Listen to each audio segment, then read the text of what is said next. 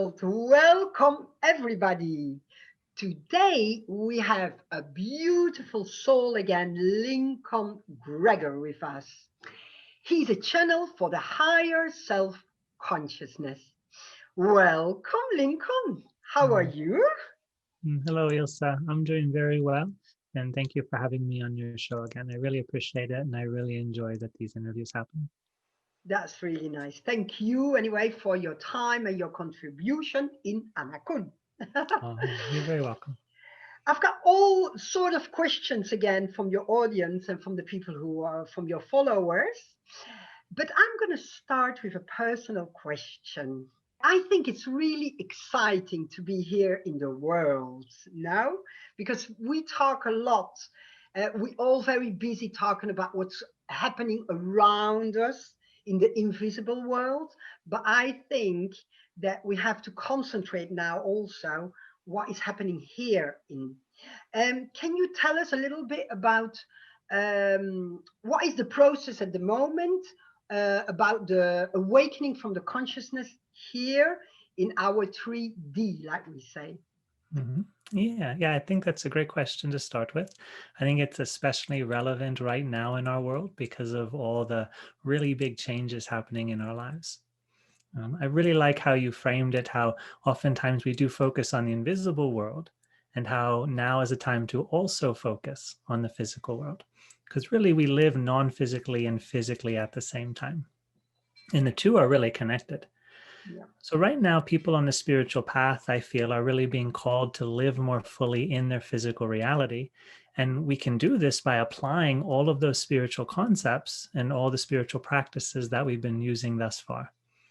So in spirituality, we're taught how to control our mind and how to work with our emotional energy, how to expand our awareness, and how to really manifest, whether physically or non-physically, the different things we like.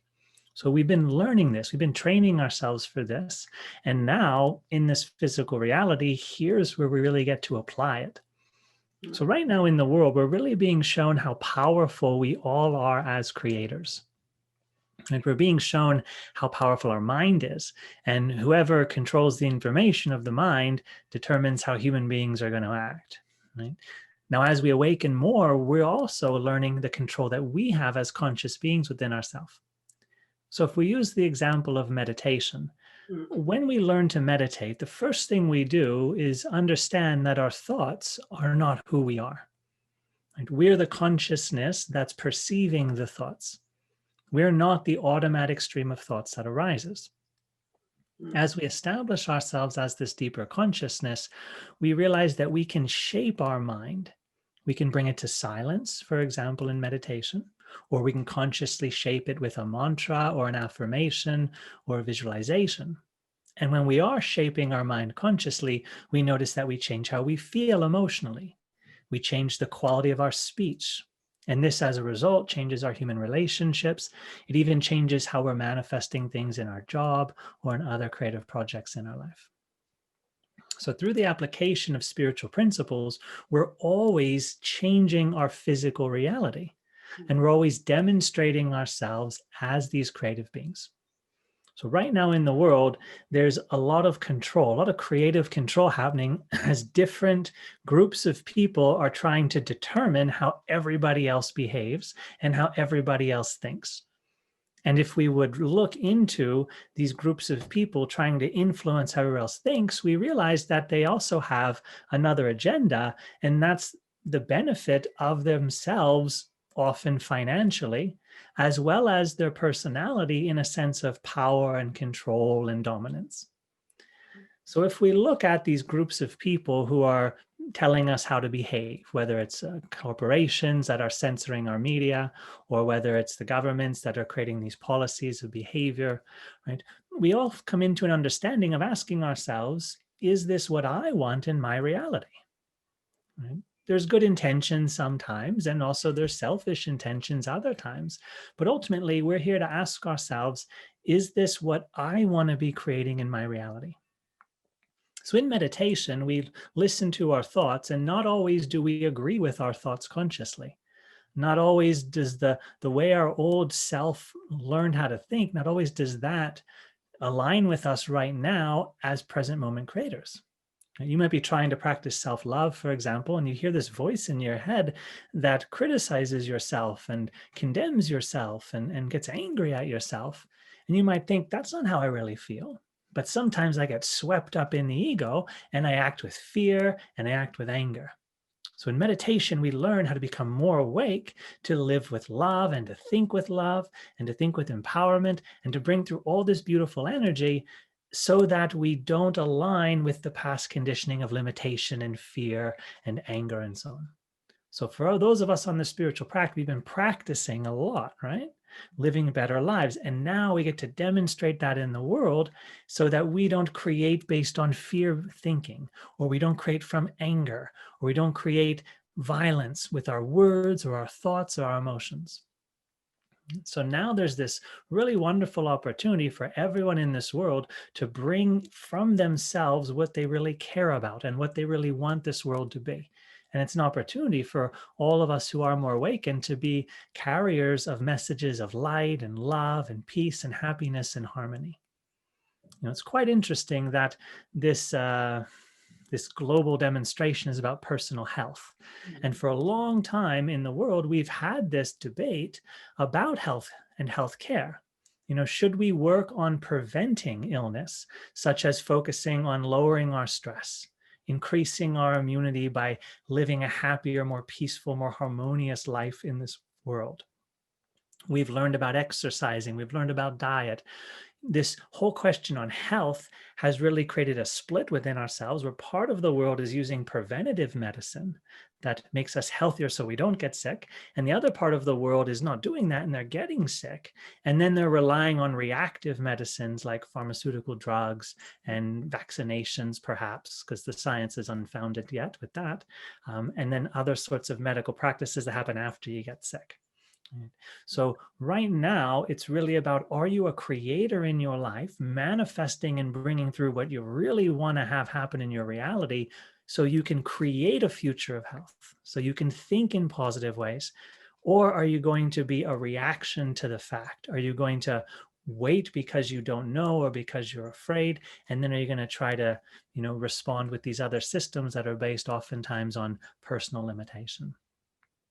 Yeah, so there's a lot going on right now that's really challenging people to come more fully into their reality, to awaken more fully as the creators they are, to really decide what kind of world we want to live in.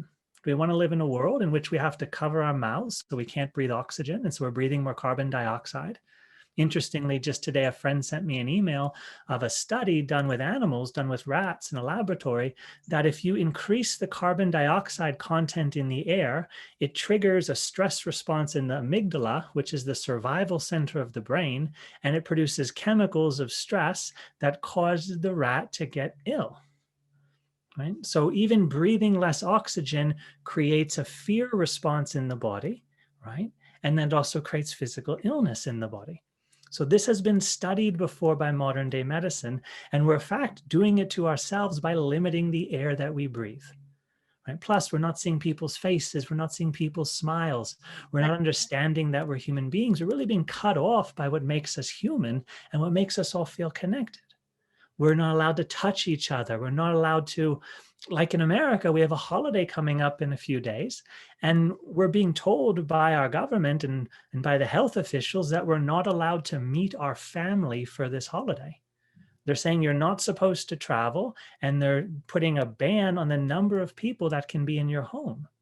Right. And so there's this whole conditioning that's showing us the direction that our planet can take. Are we going to live in fear? And are we going to do things that remove us from all the aspects of our life that make us healthy and make us happy? Or are we going to decide right now to become healthier in how we think and how we act and how we feel, and to make choices that create a healthier world rather than a world afraid of illness and afraid of other human beings? Yeah, it's really a big challenge. So everyone with spiritual knowledge, it's really our obligation to put both feet in this planet and to live with more light and more love in the ways that naturally comes through.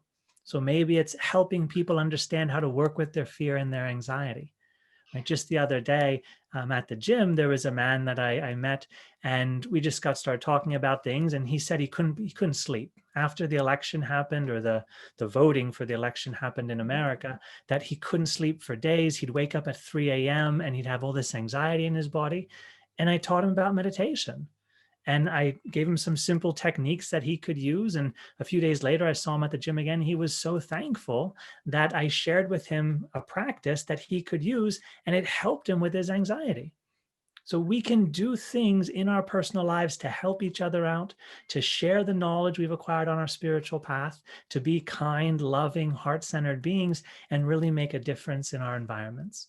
This is encouraging us to get out of our boxes, to get out of our caves, right? To get out of our walled-in monasteries that sometimes we make our lives like, right? And really to start coming into our reality as these light workers, as these beings of love, as these beings of kindness.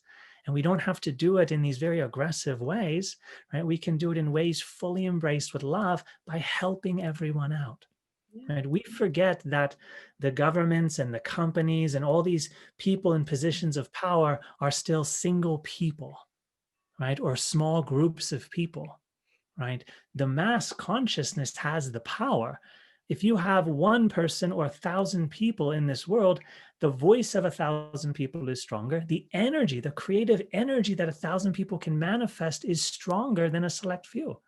And we've seen this throughout human history with uprisings and political protests and things like that, where people joined together and thus shifted the course of humanity. Absolutely. If we all come into the energy of love right now, we're going to watch how we get cooperation from people around us. We're going to watch how people listen to us when we're caring and loving and kind, as well as informing, as well as trying to help people out in ways that they can understand, like teaching someone how to breathe better and how to calm their mind when they have anxiety. Then it makes a difference. And it doesn't have to be political. It doesn't have to involve, conspiracy theory or any ideas about what else is happening out there. It can simply be heart-centered and direct. And of course, if you have knowledge about conspiracy theory and you feel guided to share that, then share that as well. Whatever you feel comes from the heart and represents your desire to really do good with mankind. I think that's what all light workers are being called to do right now. Yeah, this is our world. This is our body. It's a sacred temple. This world's a sacred home. And it's really up to us to come into this reality and live it. We didn't come here into this world to try to get to another planet or to try to get to another dimension. These concepts often have a quality of avoidance and denial. And usually the people that I've met who are very much believers of these concepts, they have psychological wounding from earlier in their life that they've never healed. Right? They're usually walking around as wounded people trying to escape their own emotional pain by doing spiritual things that they think are going to help them escape this world. We really have to understand that what's happening within us is this awakening process where we forgive others and where we heal ourselves and where we become these greater radiant beings of love and light. It's like Mother Earth, like the universe, just gives us to everybody the same chance at this moment to be conscious from what is happening around us. Yeah, And definitely. Yeah, I think what's really important is to look within ourselves and understand where are we coming from. exactly. So if I'm coming from my heart in a place of love, then my exploration of human life is going to lead me into places of harmony and empowerment and peace and kindness. Mhm. When we're in an energy of fear, we're creating a way of thinking and a way of acting that forms restriction. So it's really important to go inside and say, what am I feeling in my body? Am I feeling a desire to add goodness to this world? Am I feeling a desire to add goodness to my own life? If we let the emotional energy we feel be the way we guide and direct ourselves, then we can determine the future course of life in the most beneficial way. Because if I'm in love, right, then I'm presenting that energy, that vibration into the planet. I'm raising the whole vibration of the planet. And the words that come through me and the information I learn, it's going to be aligned with that energy of love. Right? So if I'm in love and someone else is talking to me and I feel fear from them, I'm going to know that the way they're perceiving their reality is through a lens of fear and a lens of separation and limitation. So their information may not be aligned with how I want to experience my life. right? There's a lot of people who are looking into these concepts, which have often been labeled conspiracy theory, and sometimes they're not even conspiracy. Sometimes it's just the truth, right? And they're in this energy of peace and happiness and love and empowerment. They want to uncover the truth, and they want to help everybody to wake up and live more empowered lives. So sometimes when we're in this energy of love, we are going to be investigating what happens in this world so that we then can be more empowered and feel more responsible for the welfare of ourselves and of our society, of our global society. Absolutely. Yeah, we No, can't be afraid. We can't be afraid, because that puts us into herd mentality. Then we're controlled. We're taught what to do. We're afraid to step out of line. yeah, There's an example of lemmings, right? Which are these lemmings are these animals, and they'll all in a group walk off a bridge. If someone walks off a bridge, they'll all walk off a bridge and they'll kill themselves, yeah, right? And it's this idea of unconscious herd mentality in which we're too afraid. And in that fear, we become paralyzed. We lose the ability to decide on our own what is right and what is wrong. And we just want to conform. And that's a dangerous recipe, because like the lemmings, we oftentimes go into places that end up harming ourselves because we're living in that state of fear, right? So it's really important that we awaken more. We perceive vibration. Right? If it feels loving, if it feels happy, if it feels like it's empowering myself and other people around me to live their own personal freedom, to live their heart-centered expression, then most likely it's a good thing. And if we can live in that heart energy and express from that heart energy as often as we can during the day, we're really going to help to shift the vibration of the planet. Right? We don't have to be angry at each other, and really we shouldn't be angry at each other.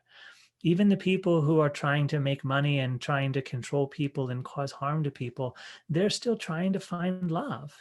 Right? They just have a lot of conditioning in their mind, and they believe in a lot of separation, and they think that I become more loving by giving to myself and making everybody else around me look weak.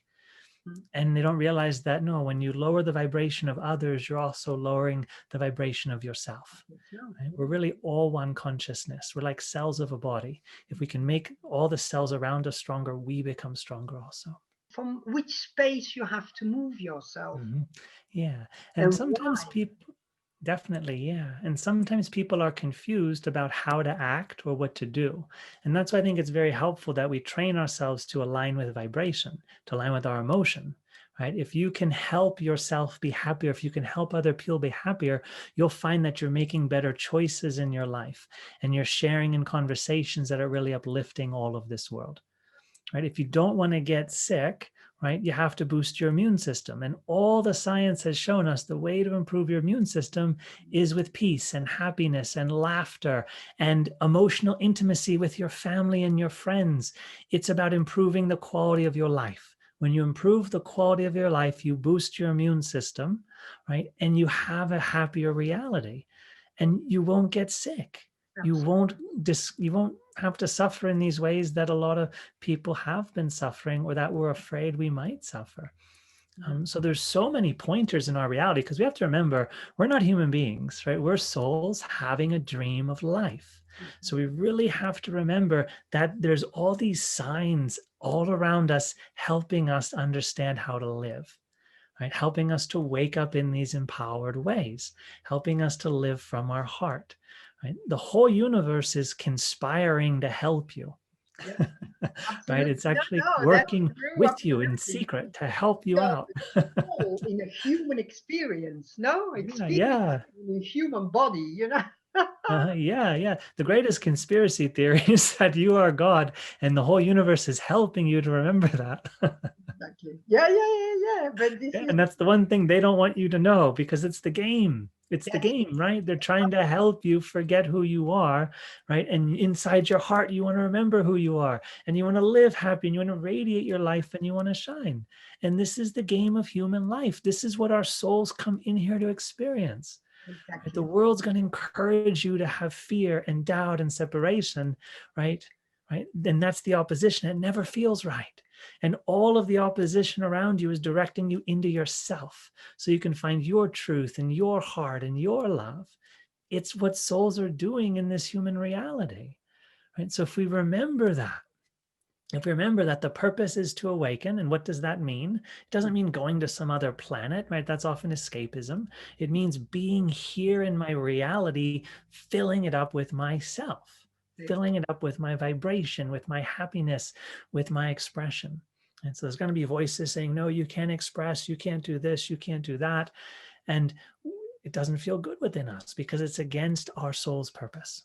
But So it's if we remember everything's helping us to get stronger inside, right, then we don't get angry at the people who are putting limitations on us. No, it's just a motivation to get brighter, to become more loving and more caring and more kind, and to appeal to the people through the energy of our hearts.